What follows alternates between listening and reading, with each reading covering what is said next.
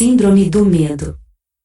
Espero que minha coragem esteja sempre acima do medo para tentar desmascarar a mentira sistêmica. Edilson Celestino Ferreira. Seguindo as intrigantes interrogações. Por que os sistemas manipuladores, religiosos e os outros poderosos procuravam relembrar os monstros da pré-história, figuras e expressões do medo?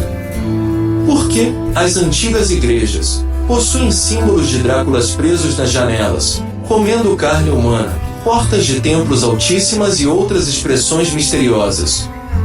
Por que Nova York, nos Estados Unidos, tem 18 catedrais com expressões demoníacas e Dráculas nas catedrais de São Pedro e São Paulo, em Washington? Sabia que existem aproximadamente 200 Dráculas? Por que a Catedral do Comércio, o edifício mais alto até 1930, o símbolo do capitalismo, visualizam magnatas contando moedas e os negócios do bem ou de Deus, com demanda, trabalho, capital e principalmente lucro? Sabia que na complexa cultura da Idade Média, acreditava-se um mundo diabólico e além do mundo de Deus? Na época medieval, foi considerada a Era dos Dragões e Dráculas. Isso foi imaginação humana ou ideia de alguns espertos para a dominação da maioria humana? Na história bíblica, apóstolo São Paulo, acreditava-se que Cristo venceu o demônio. O cristianismo, secretamente, transformou Jesus em Cristo e depois Cristo no próprio Deus? Por que a sociedade moralista da época procurava figuras de dragões e Dráculas para representar o diabo? Por que os leões, os elefantes, as águias eram símbolos de autoridades de Deus? A principal razão do sistema instituir no Brasil o leão controlador da cobrança do imposto de renda? Empresários e trabalhadores em geral detestam o leão do imposto. As cobras e morcegos passaram a representar o demônio interior do homem. Em função do secretismo desses sistemas dominadores, o ser humano passou a ser dominado pela síndrome do medo, fruto das mentiradas dos sistemas de crenças. As crenças religiosas, juntamente com esses sistemas manipuladores, vêm transformando o indivíduo, desde o seu nascimento, num cordeiro. Através da história, os poderosos usavam a política do medo para a manipulação de pessoas, visando seus interesses e desejos. Como? Medo de Deus e dos espíritos, almas. Medo do demônio e dos dragões. Medo das guerras e do terrorismo. Medo do comunismo e do socialismo. Medo dos vírus, das pandemias, de epidemias e outras doenças. O sistema usa as mídias para divulgar essas doenças para amedrontar as pessoas. Seriam esses vírus, fabricados em laboratórios imperialistas, divulgados pela mídia mentirosa? O sistema usa as mídias para provocar diversos tipos de medos, dificultam o equilíbrio social, além de gerar conflitos e injustiças entre classes, povos e nações. O medo foi projetado, objetivando exercer o domínio de um determinado grupo sobre outro.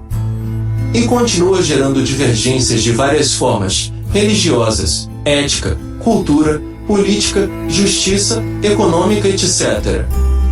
Importantes os movimentos sociais, que através dos tempos, vêm enfrentando essa política de mentiras, geradores dos medos. Essas lideranças lutam em busca de uma sociedade mais justa. Exemplo a reformas religiosas e o renascimento. Centenas de lideranças, prematuramente, eliminadas por não concordarem com tais injustiças. Entretanto, suas filosofias e suas sementes não foram inúteis.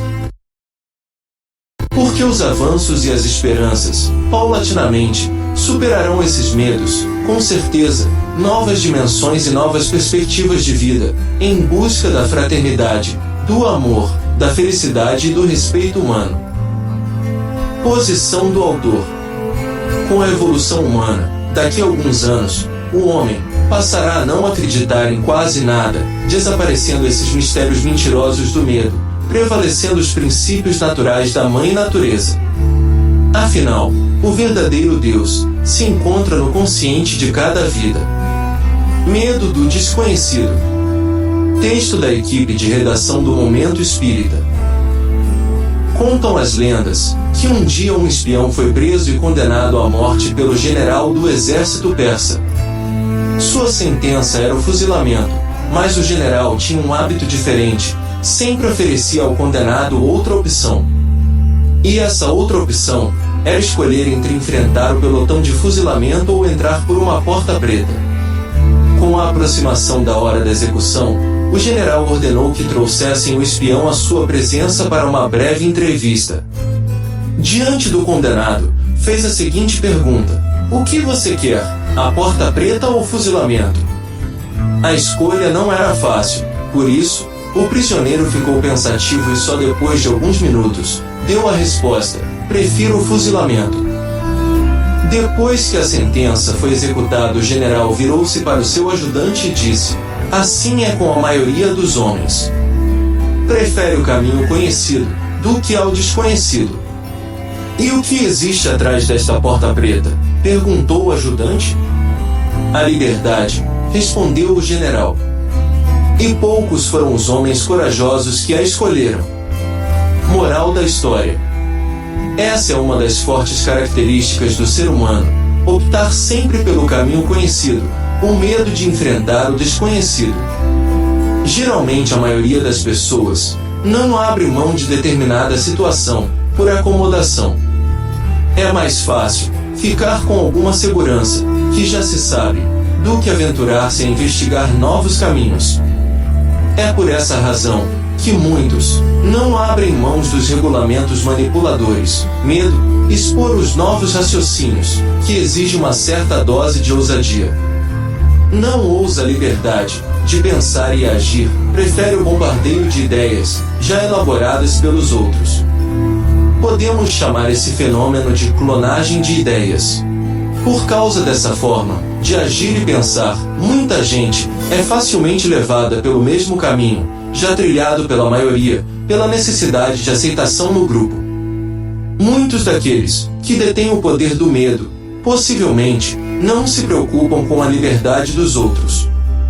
Um exemplo disso, basta observar o sucesso das músicas de mau gosto, de rimas pobres, de palavras chulas e conteúdo pernicioso, tem feito junto à população através dos meios de comunicação em massa. É a imitação das ideias, dos maneirismos, dos modismos.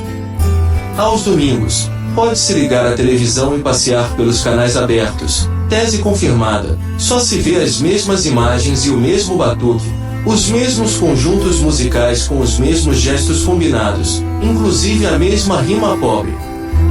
Não seria preciso ousar e sair desse círculo vicioso da mesmice?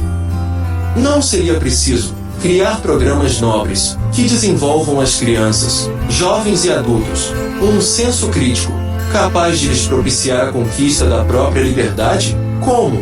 Liberdade de pensar, de agir, de discordar da maioria, quando está convicto de que se está certo.